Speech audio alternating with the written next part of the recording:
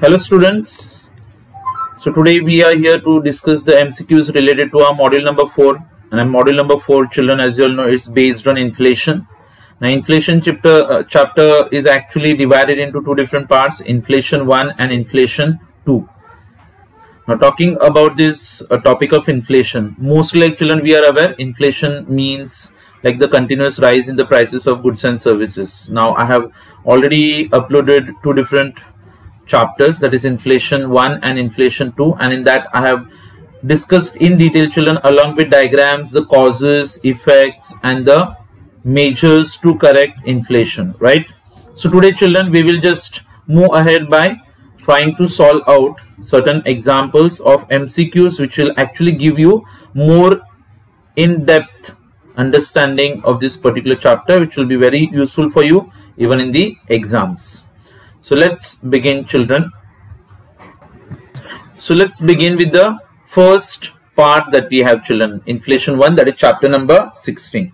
The first question that we have here, that is dealing with the first part, which of the following is not a direct cause of demand pull inflation? इसमें से कौन सा बच्चे लोग demand pull inflation का direct cause नहीं है करके बोला है? So the first option that they are given there, that is deficit financing. Acha, then they're talking about deficit financing children, it causes what is called as demand pull inflation. Credit creation, matlab the loans that are given by the banks, that also causes demand pull inflation. Black money as well. So ये जो reason है चलो कौन सा, scarcity of raw materials. Children, this is one of the causes of what's known as cost push inflation. So that is why it's not a cause of demand pull inflation. So our answer would be point C. Second question children, investment is stimulated if dash. Achha, inflation occurs at less than full employment level. Dusra, inflation occurs at full employment level. Achha, if inflation occurs after full employment level, and inflation occurs due to supply side factors. Okay, now so children, if the inflation occurs at less than full employment level, then that is going to stimulate investment. And what would be the cause children that you can explain here? That ki there is already some amount of investment in the market children, and what happens is that ki like हमारे देश में inflation आ गया है लेकिन अभी भी full employment नहीं है, that means resources are not fully utilised. तो इससे क्या होगा बच्चों लोग, इन्फ्लेशन की वजह से प्राइसेस बढ़ते हैं, तो फिर बिजनेस में they will be getting more profit, so they are going to employ more resources, more jobs will be given children, and jobs provide करने के लिए, प्रोडक्शन बढ़ाने के लिए automatically it is going to stimulate investment. So according to our observation children, our answer is going to be option A, that is inflation occurs at less than full employment level. मतलब full employment नहीं है तो फिर production बढ़ाया जा सकता है. Full employment हो गया चलो तो फिर इन्फ्लेशन आता रहेगा तो भी इन्वेस्टमेंट नहीं बढ़ेगा, क्योंकि हम लोग ज्यादा एम्प्लॉयमेंट क्रिएट नहीं कर सकते. फुल एम्प्लॉयमेंट के आगे का तो सवाल ही नहीं आता बच्चों लोग, ठीक है. Supply side factors, it doesn't boost investment. Okay, next question children, that is the GNP deflator is measured as dash. The GNP deflator is measured as dash. अच्छा, उसमें हम लोग क्या करते हैं children? We get a formula that is nominal GNP divided by real GNP.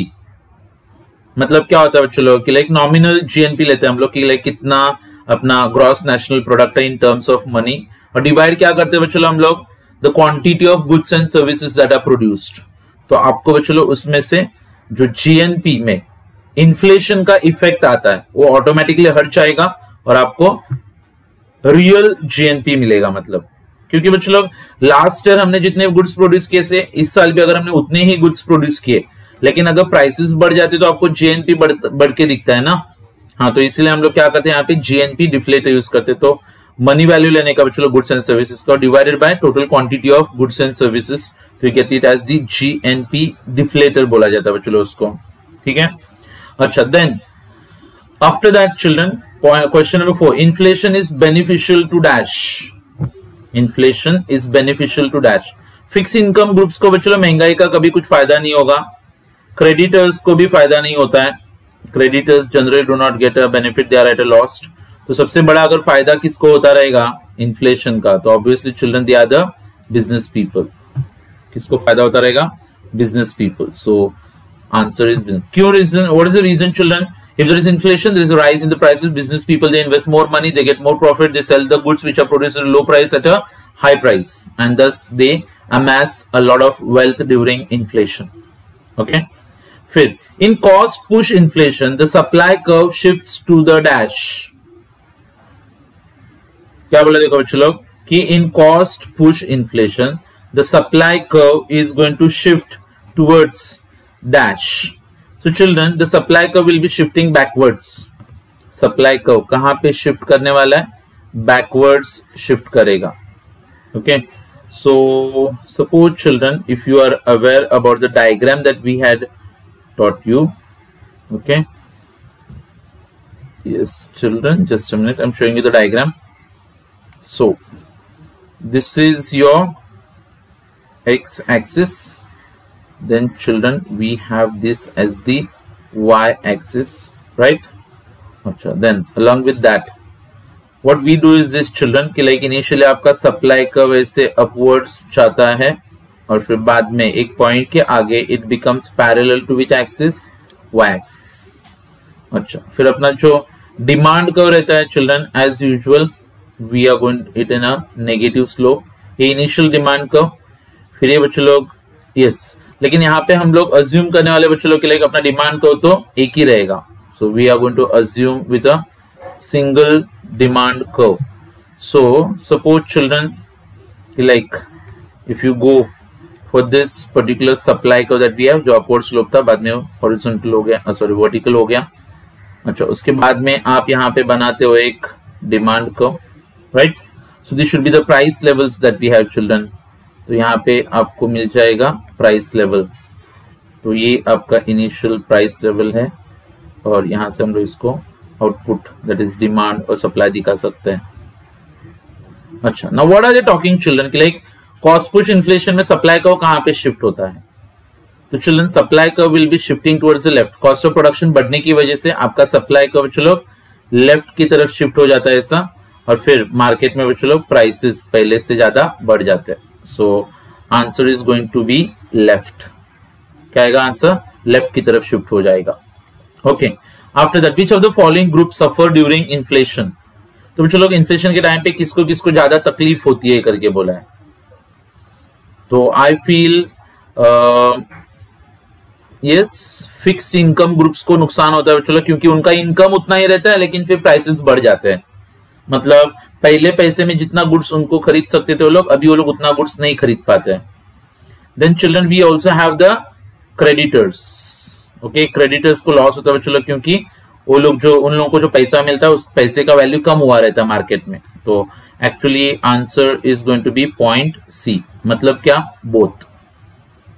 अच्छा, फिर point number 7 children, during inflation option A में दिया है वैल्यू ऑफ मनी इंक्रीजेस. पैसे का वैल्यू बढ़ जाता है. गलत जवाब. Value of money remains constant. That also is wrong. Value of money declines. ये है सही जवाब. So that's something related to children the value of money that we are talking. ध्यान रखने का चलो, कभी इन्फ्लेशन के टाइम पे पैसे का वैल्यू कंटिन्यूअसली फॉल होता है. और मैंने आपको बताया था कि like whenever the price of any particular commodity rises, अगर किसी कमोडिटी का प्राइस चलो डबल हो गया तो समझ जाने का कि पैसे का वैल्यू आधा हुआ है. अगर किसी कमोडिटी का प्राइस आधा हुआ तो समझ जाने का कि पैसे का वैल्यू डबल हो चुका है. राइट? अच्छा, so that's something related to the part 1 topic of the inflation chapter that we were covering. अभी इसी का जो सेकेंड वाला पार्ट हम लोगों को दिया है children, that is focusing on. अभी टॉपिक को नाम जो दिया है तो they have termed is as inflation part 2. But what are we actually discussing in that? So we are talking about what are the different measures to control inflation. मतलब inflation control करने के लिए कौन कौन से measures आते हैं. Children, see this is just a discussion of what is called as the MCQs. तो आपको इसमें से कुछ भी डाउट्स होते हैं, if you want to get your concepts clear children, I already uploaded the videos for both the chapters, inflation 1 as well as inflation 2, you will be understanding it better. So chalo, let's go for the first question that we have. During inflation, monetary measures aim at dash. Inflation के time पे monetary measures कौन सी चीज की तरफ M करते हैं? अच्छा बच्चों लोग, इन्फ्लेशन आने का सबसे बड़ा अगर रीजन कुछ होता रहेगा तो होता है there is more amount of money supply in the market. क्या बोला कि like there is huge amount of money, और wherever there is increase in the money supply, then automatically it is going to result into inflation. तो ज्यादा पैसा होने की वजह से इन्फ्लेशन आता है ना, तो मॉनेटरी अथॉरिटीज का एम क्या रहेगा? They want to control the amount of money in the market, मतलब मार्केट का पैसा कम कर दो. और दूसरा कैसे कम करने का? तो पैसे का जो कॉस्ट होता है यानी रेट ऑफ इंटरेस्ट, उसको इंक्रीज किया जाता है. So I feel option number A should be the most appropriate one, increasing the cost of money, that is rate of interest, and reducing the money in circulation. Inflation के time पे चलो RBI money supply बढ़ा नहीं सकती है, cost of money कम नहीं कर सकती, और नन ऑफ द अबव नहीं है, क्योंकि ऑप्शन ए फिट होता है बच्चों उसमें. ठीक है. Question number 2, government's budgetary policy during inflation should aim at dash. क्या बोला? देखो, government's budgetary policy during inflation should aim at. महंगाई है तो गवर्नमेंट का पॉलिसी क्या होना चाहिए? गवर्नमेंट को अपना एक्सपेंडिचर इंक्रीज करना चाहिए. गलत जवाब. अगर इंक्रीज करेंगे तो चलो इन्फ्लेशन और ज्यादा बढ़ जाएगा. डिक्रीजिंग पब्लिक एक्सपेंडिचर, ये सही हो सकता है.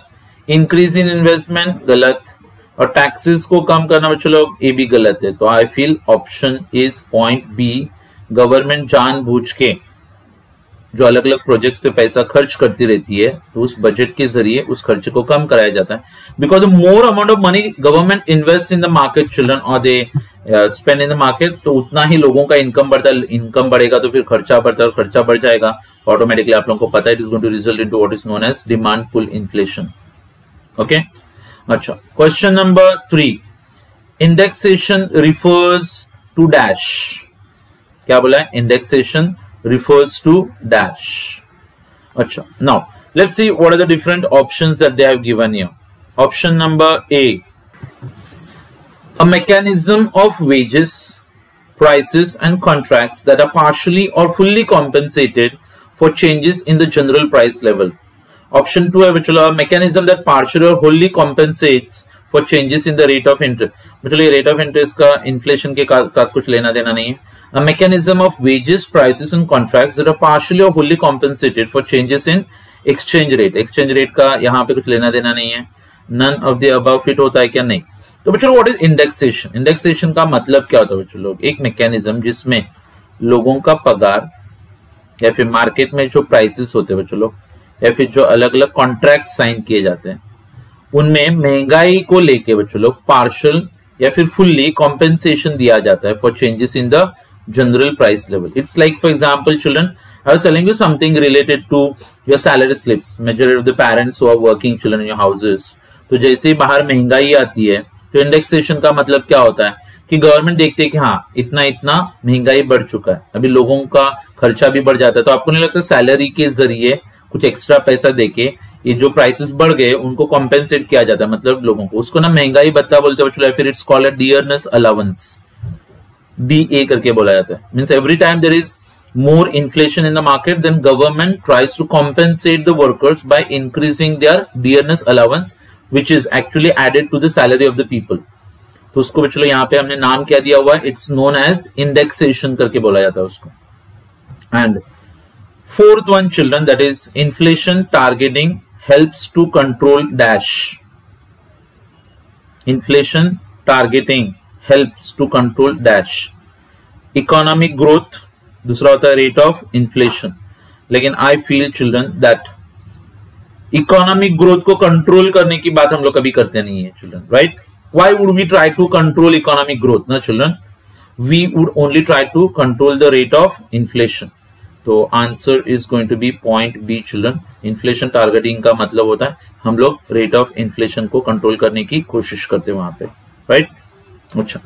Now, over few lectures children, I have been just helping you out to solve some of the MCQs, children, which would be very important from your exam point of view.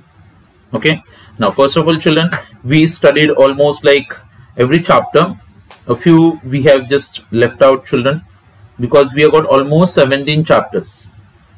Now I know कि like you won't be studying almost all the chapters, but अगर MCQs आएंगे exam में तो you need to focus on some technical things, children. मतलब जो बहुत important होता है ना बच्चों लोग, जैसे कि for example what do you mean by technical points here. अगर आप एक चैप्टर पढ़ रहे हो, कौन सा, ISLM को, अभी बहुत डिफिकल्ट होता है, तो कम से कम आप इतना याद लग सकते हो क्या कि IS का जो होता है वो गुड्स मार्केट में ऑपरेट करता है. LM का होता है बच्चों, it operates in the money market equilibrium. अच्छा, IS कर्व का स्लोप जो होता है वो डाउनवर्ड्स होता है, LM कर्व का स्लोप जो होता है वो अपवर्ड्स होता है. अच्छा, मनी मार्केट और गुड्स मार्केट इक्विलिब्रियम में कब आते हैं? जब IS कर्व और LM कर्व एक दूसरे को इंटरसेक्ट करते हैं. अगर गवर्नमेंट ने अपना खर्चा बढ़ा दिया तो IS कर्व कहां पे शिफ्ट होगा? राइट की तरफ. अच्छा, फिर एग्जाम्पल के लिए इन्वेस्टमेंट्स कम हो गए तो IS कर्व कहां पे? लेफ्ट की तरफ शिफ्ट होता है. RBI ने मनी सप्लाई बढ़ा दिया, LM कर्व राइट की तरफ जाएगा. RBI ने मनी सप्लाई कम कर दिया, LM कर्व लेफ्ट की तरफ जाता है. या फिर when we study the chapter, children, if anyone of you is studying about the investment function, तो इसमें एक बहुत इंपॉर्टेंट कॉन्सेप्ट होता है children, that is what's known as marginal efficiency of capital. उसके बारे में आपको थोड़ा नॉलेज होना चाहिए. Marginal efficiency of capital tells you about the expected rate of profit. हम लोग जब भी कोई बिजनेस स्टार्ट करते हैं तो हम लोग एक एक्सपेक्टेड प्रॉफिट का रेट तय करते हैं ना, कि हाँ मुझे पता है अगर मैं इतना पैसा इन्वेस्ट करता तो मुझे कम से कम 12% रेट ऑफ प्रॉफिट मिलेगा इसके ऊपर. अच्छा, और फिर बाद में बच्चों लोग एक्चुअल रेट ऑफ इंटरेस्ट जो होता है, मार्केट अगर आपको 10% रेट ऑफ इंटरेस्ट दे रहा है और बिजनेस में आपको 12% मिल रहा है तो आपको फिर 2% का एक्स्ट्रा प्रॉफिट मिलता है बच्चों लोग उसके ऊपर. So that is a people go to invest. See children, if you have studied, मतलब अगर आप टेक्स्ट बुक के बैक साइड में या फिर हमने जितना MCQ सॉल्व किया हुआ है उसको भी अगर आप ठीक से पढ़ोगे तो भी आपका एग्जाम सिंपल ही जाएगा. राइट? हाँ, तो whenever you are studying, children, just focus on one thing कि like you need and see, मतलब डिस्क्रिप्टिव आंसर्स होते थे तो शायद आप कुछ ना कुछ लिख के आ जाते थे. जब ऑब्जेक्टिव्स है तो या तो पूरा सही या फिर पूरा गलत, उसमें आधा मार्क थोड़ा तो मिल जाता था, ऐसा कुछ होगा नहीं. हाँ, so you need to study children. तो थोड़ा सा फोकस करना है, जब भी हो सके वीडियोस वगैरह देखो, हमने अपलोड किया हुआ है, डायग्राम्स वगैरह बच्चों लोग. हाँ, तो I think that should be helping you out to solve your exams properly, and so that you'll be ready for 4th semester preparation, children. Okay, if you got any doubts, children, आपके YouTube के comment section में आप कुछ भी doubts वगैरह clarify कर सकते हो. आपको कुछ questions होते हैं, you can get them solved out. ठीक है, and I will try to help you as much as possible, children, so that you will be able to clear out with your SEM 3 examinations. Okay. So that's all, children, with the MCQ discussion. Thank you very much, and those who are preparing for the exams, all the best. Okay, and try to attempt your paper nicely with a lot of concentration. So good luck and bye everyone.